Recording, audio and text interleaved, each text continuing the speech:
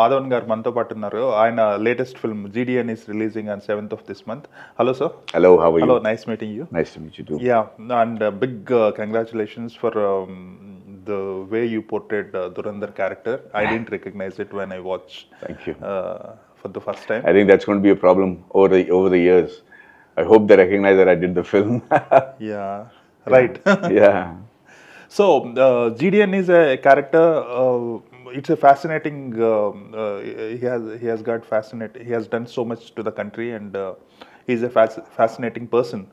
But not many people know about him. So when did you actually thought of making this film, or when did you know about this great? Like most people, I did not know much about him also till about 5 years ago, when my dear friend Mr. Arvind Kamalnathan, he came to me saying, I know you're tired of doing biopics, you've just finished one, but there is an amazing story of another scientific person and you are scientifically inclined, so why didn't you hear this story? So I said, playing a real life character is really tough, it takes a lot of my time, I'm not keen.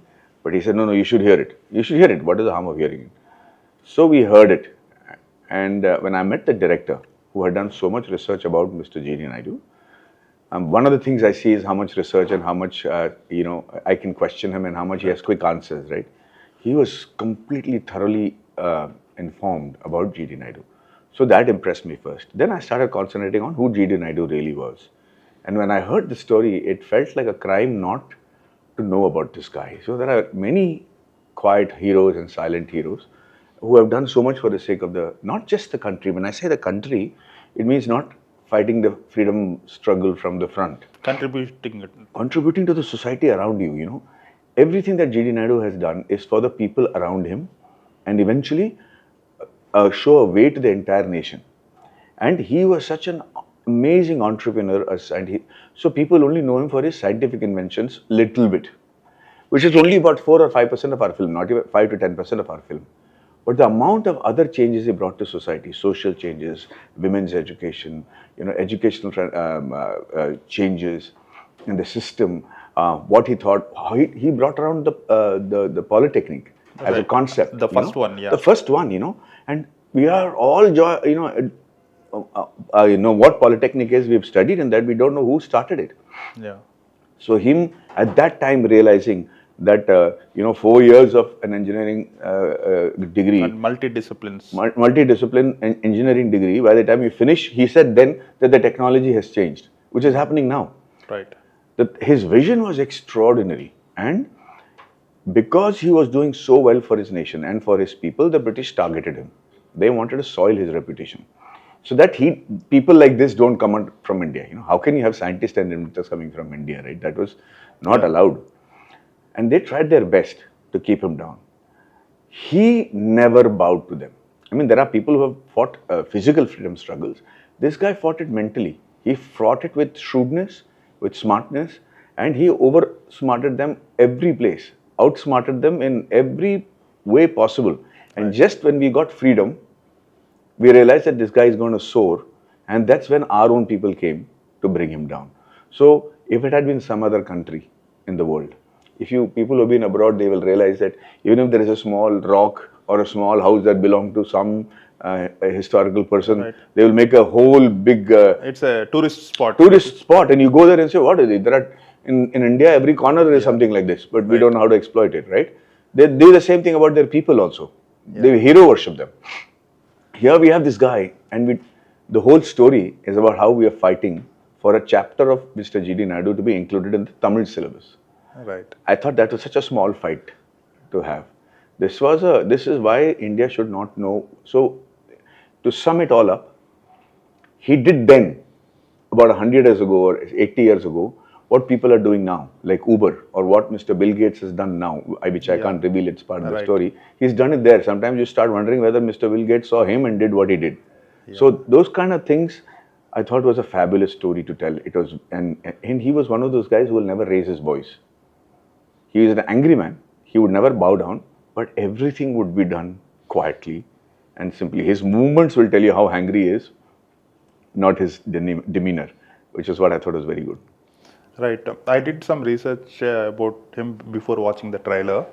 and he's a, I mean, all his scientific inventions and his greatness, everything is there, but nowhere the tax angle Correct. was known to the public. And Right. when I watched the trailer, it is like it is the conflict point in the film. Correct.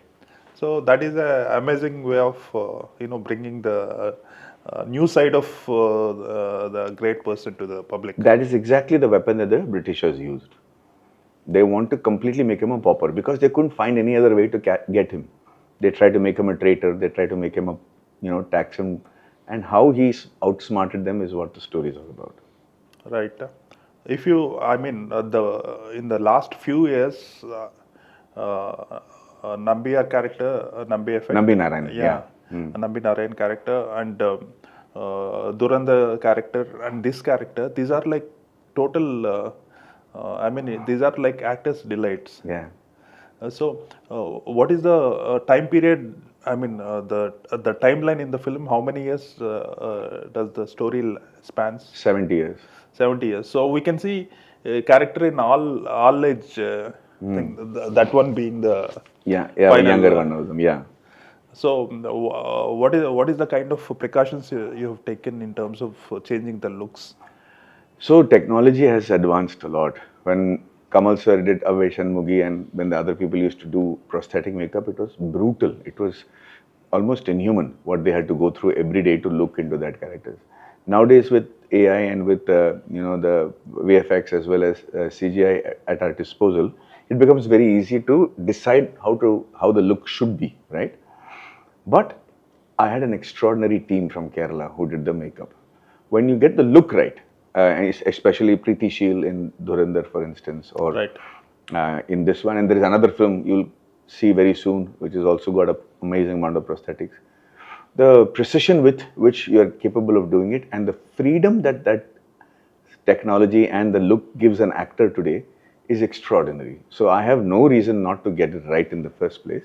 Secondly, it's even though your shooting days, number of hours becomes a little less, but if it's planned correctly, you're able to deliver it. And so when you know the look is correct, half the problem is solved. So the rest of the thing that I have to do with my homework is body language, voice modulation, right, and keeping the character in place when I'm doing the scene.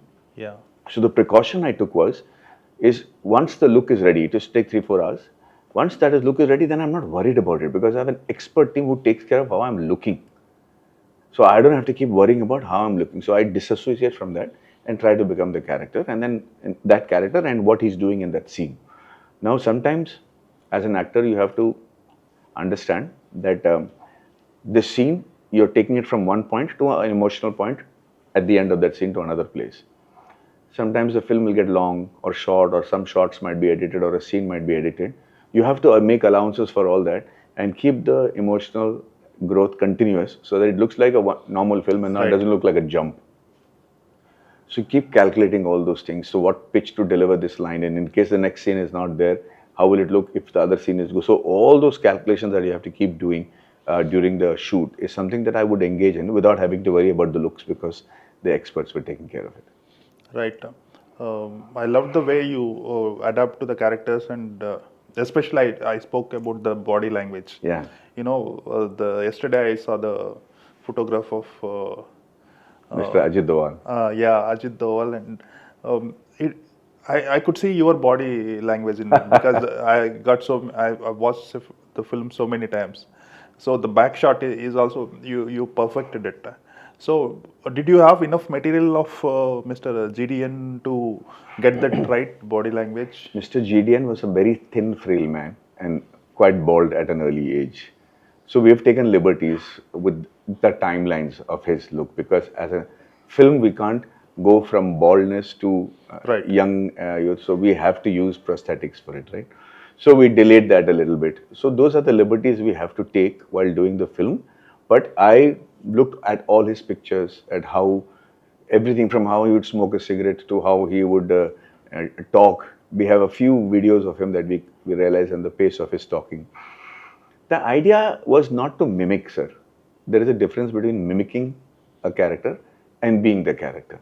As an actor, I have to be the character. So no matter how close you get to the look, today also if you look at it, Gandhi, you'll only remember by the character who played it. Yeah. More than the actual Gandhi's footage. Right. If I talk to you about Gandhi, you remember Richard Attenborough's Gandhi, right? Right. So similarly, they become a representation of who the historical character was. So if you look at Tamil also, if you say Veera Pandey Kattabomman, you don't know really how Kattabomman looked, but you know how Shivaji sir looked, Right. or Karnan how he looked, or NTR sir, Yeah. we Krishna and Rama. Krishna Rama. If you look at it, you think Krishna used to look like him. So that is the beauty of how the actor portrays it and how memorable it becomes. So I won't say that I got Mr. Ajit Doval completely perfect, because there is a huge difference in my size and him. Right. He's a much shorter man than I am. So I had to reduce the size of my body optically Yeah. to make it look believable. But at the end of the day, sir, nobody really cares about how close the look is, unless it's a current character that you're playing, which is Mr. Doval. Once they get into the movie, then it's all about the character and how it's being portrayed and how you're performing. An example I'll give you is, you can make a movie with one of the most good-looking hero and heroine. They must be the most beautiful people on earth. But that good looks only lasts for the first 4 minutes. Then the audience wants to know, okay, what is the story? What is the character? So you just cannot be good-looking and hope the people to get engaged by it. Because today they have access to you in all medium. So they know how you look, what your style is. It's not so I was hoping on that bit, even when I did Ajit Doval or even when I did Nambi Narayan. But Nambi Narayan's story was different, because I don't think there's any movie that I know of, and you can correct me if you're wrong, in the world where the actual character on whom the movie is being made appeared in the climax, and the real actor goes away. Right. And the climax is on the actual character. Right. So that emotional continuity that we took a risk with, because imagine I'm saying those emotional, important lines, and suddenly without any fanfare, Nambi sir comes in. But the emotional continuity continues. It continues. Right. Yeah. It becomes even thickened. Exactly. That was what I was hoping. Can you imagine what a big risk it was for me? Yeah. Because if Mr. Nambi Narayan didn't know how to act, or he didn't carry that emotion forward, then it would have been a drop in the climax. But we wanted to take that risk only because we wanted the world to know that this man really exists. It's not a fantasy. So for me to take a lot of effort to look exactly like him was well worth it. It really was brutal. Yeah. Because it used to be 14 hours of dyeing my hair white every day. Yeah. For 3-4 days, I had to just sit on the chair for 13-14 hours. And I should do all the rehearsals and all the direction, understanding from having my hair inside that dye. Right. I had actually twisted my teeth around to look like Nambi sir's teeth. Okay. So broken. So it's been happening for years to get it back. Yeah, but it's worth it. It's worth it. So that, nobody, during the film, I was afraid that people say, oh, that is the real Nambi Narayan. Yeah. I was hoping that they will say. But when I watched the film in the theater, nobody moved.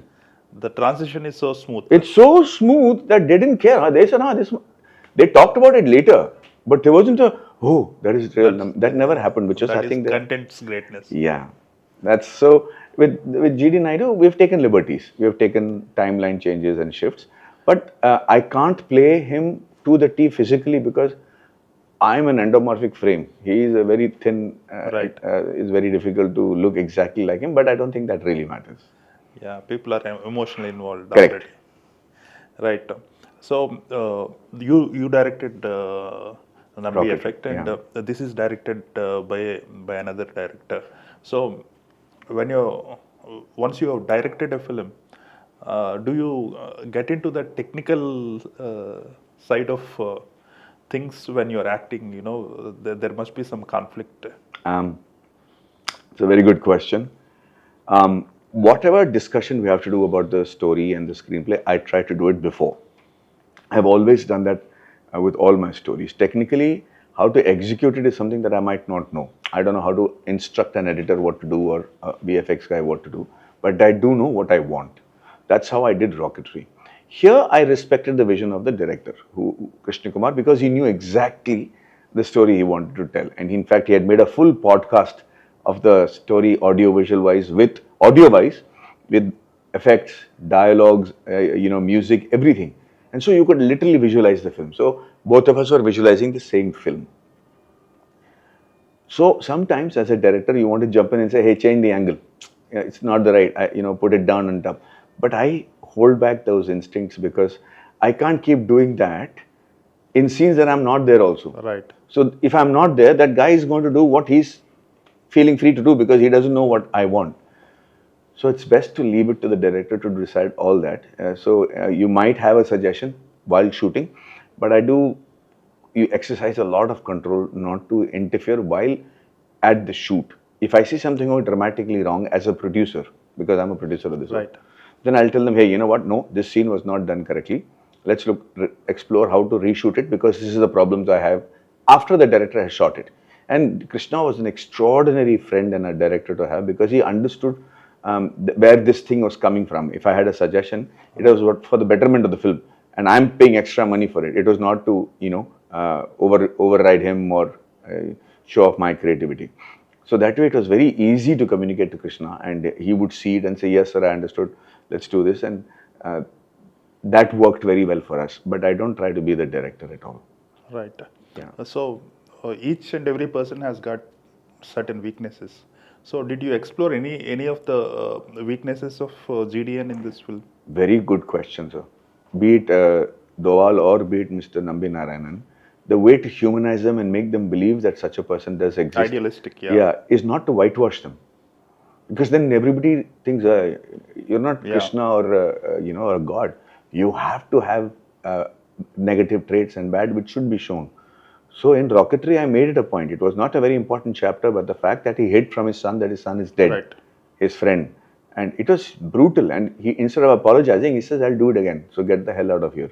I can do the whole." He was egoistic to say that if a whole team wants to go, also you go. Literally saying fuck off, basically. But he said, "I'll do it. I can do all this on my own, so I don't need your help." Yeah. And he justified it by saying, "I'm doing it for the sake of the country."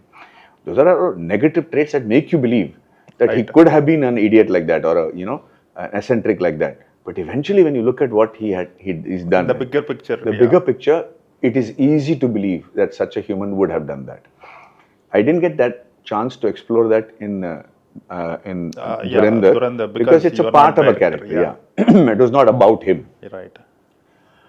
But in GD Naidu, most certainly, he had his negative traits, and we made sure that those things come across. Only then can you humanize him, right? So that's what we did. Yeah. Taking another wife is also So we should know the circumstances under which he was married twice. Right. And that is very clearly brought out in the film. Because there has to be a human story, right? It's not like, hey, you know what, I want to get married to somebody else. It was not like that. The story is justified beautifully. And you will see it in the film. And then the next chapter in his life. And so the best part is that both his wife's families are cordial. Are still close. They're all living together. They're all very cordial and considered. In fact, I think Mr. G.D. Rajkumar's son is married to the first wife's niece or something like that. So pretty much a good cordial relationship between them. Right. Are you involved in screenplay of the film? Yes. I think a screenplay of all my films I've been involved with. I believe that one of my strongest talent is screenplay. I'm able to see the overall picture. I'm able to see where the lags are, if any, and how to portray things and how to connect stuff. So I did make considerable amount of screenplay changes for this film. It's been my nature as a storyteller to do this from my very first film. I've done that from Mandalay. All my films, I've been involved with the screenplay. Right. So, of late, you've been very, very impressive in these biopics. Yeah. So, do you think that is going to haunt you for a while? Because, biopics are becoming blockbusters as well. So it is a profitable proposition. It's not like you are doing an art film. But people are also now getting very interested in biopics, especially after the OTT boom. People are getting more and more exposed to the biopics. They started liking it. And you've been doing it very successfully. Do you think it's going to be a kind of a trap which you should avoid at the same time you can't avoid? No, I'm going to avoid now. I'm done with it. It's simply because it's not because I was following the trend. Nobody had made a film like Rocketry before. No, it's not a biopic about These are all unknown stories. Yes. And it changed somebody's life. Today, Nambi sir is, I'm so proud man. Yeah. My biggest award is to see that man is getting his due. When he goes to the airport, the children are coming to sign get signed autograph from him. They want to take pictures. It's so easy to relate to him. That's a huge. I can't beat that anymore. The ability for cinema to change somebody's life is so wonderful, right? Although he had been given the Padma Bhushan, although he'd been compensated, people still don't know about it, right? Right. But that is the reason to do it, not because it's the trend. But in all honesty and frankness, I'm tired of it now. It takes a lot away from an actor. And in today's world, if I do a biopic, it takes 2-3 years for me to get in and out of it. Emotionally draining. Emotionally draining, look-wise, to stay in that look. I can't do other films during that time. Yeah. And as an actor, I think I'm peaking right now. I'm able to do things that I've never done before. And I want to explore whatever I can do. So I got a chance in between. So I did Shaitan or De De Pyar De, which were, again, different characters. Fun films. I think I've come to a point in my life where I want to do happy, fun films. I want to, there are things to explore about Indians who are doing so well in the world, which is not looking back essentially. I want to look forward, which is what Hollywood does. They make heroes happen even before they actually become real. Right. So, imagine somebody like a Jai Shankar. We have not been able to imagine a character like that in any of our movies. It is when he comes really that you think, oh, what a great guy, So I want to do that kind of a looking forward Indian films. Yeah, I remember watching all your earlier films as a lover boy. Yeah. Did you ever imagine that you would be doing these kinds of very versatile character-driven films? I'll make a confession, it is not humility. It is just a middle-class upbringing. When people used to see Sakhi and Alai Paide and say, oh, cute guy, smile and good-looking and lover boy and all that, I still believe they're talking about somebody else, sir. I have not been able to, either I'm not good at taking a compliment, maybe because it worries me that I'll start believing in it and become pompous, or I didn't think it was deserved and I just felt grateful for it. But I never took that lover boy image seriously. Too hot. And I have proof of it because I never came out in public looking my perfect best all the time. In fact, even in my movies, I'm trying to look real. If you look at it, my hair was all over the place. My clothes will be whatever it is. It was just me playing those characters. It gave out a realistic impression. I never wanted to capitalize on it. So I, in fact, didn't do any ads also that is more like, lover boy kind of ads, nothing. It is just, it was something that was part of my job. I'm very afraid of compliments. And somebody give me a compliment, I try to change the subject simply because I still believe that I don't deserve it. I don't know why it is like that. Maybe it's a character flaw.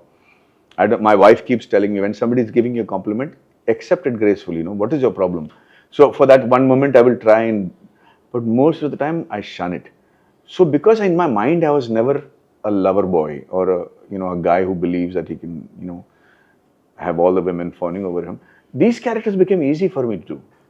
It is only when that starts playing in your mind that, oh, I don't want to look different from an attractive person, that it becomes difficult for you to become unattractive or not, or real, not unattractive, real. These things was never a doubt for me. So looking like Mr. Ajit Doval or looking like that character was my biggest high. It was far more a compliment for me than people calling me a lover boy. That's what I wanted to say. So Padma Shri award was conferred to you in the last year. What is the difference it made in your life? I mean, just like you said, the lover boy, how you detached yourself from it. Yeah, I'm overwhelmed. I'm really happy because my family is overjoyed. They finally feel that, there's a recognition. And it's a huge responsibility. That, I have to remember that whatever I do right now in my actions, I have to remember that the country has awarded me with an award. I think it's a responsibility and a burden, but it's also extremely motivating, and I feel very honored. Like I said, gratitude is my most overwhelming feeling during the day, sir. So when I pray and when I thank God, I think thanking Him is the biggest aspect of my prayer. So it just become even more thankful. That's all the difference that has happened in my life.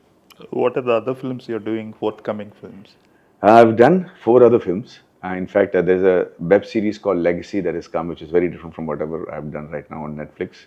It should be coming hopefully sometime this year.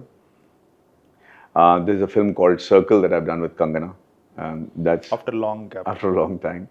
There's a film called Bridge that I've done, which is with Soha Ali Khan and directed by a girl called Nidhi. Circle is being directed by Mr. A.L. Vijay. So there are a lot of these films, and then a few more that I can't talk about right now. But Surprises. yeah, because it's supposed to be a surprise. But quite a bit of work I've done in the last couple of years. When can we see you direct again? You know, it's a huge responsibility, sir, and it takes a lot of time. Like I was saying earlier, I'm happy acting right now. I want to explore as many characters as I can before I become too old to play them.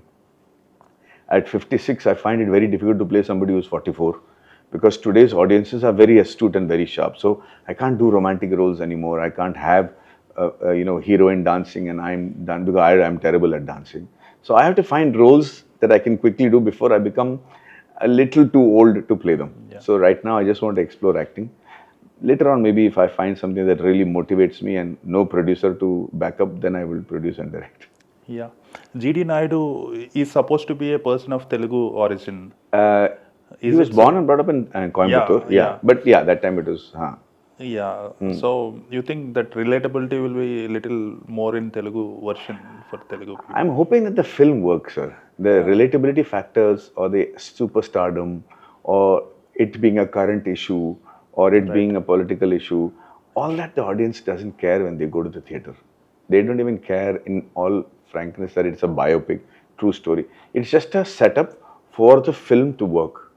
If the movie is exciting and it is right and it is not boring, they will patronize it. No matter how big a superstar I am and whatever monkey business I have done to promote the film, if it is not a working film, if the sincerity of storytelling is not there, today's world, it doesn't matter who you are, the audience won't come and they will also tear you apart in the social media. So I'm just hoping and praying that I've done the job sincerely enough for them to appreciate it. That's nice. It's nice meeting you, sir. I'm rooting for this film to become a blockbuster. All the best. Thank you so much. Thank you so much. Sir. Thank you.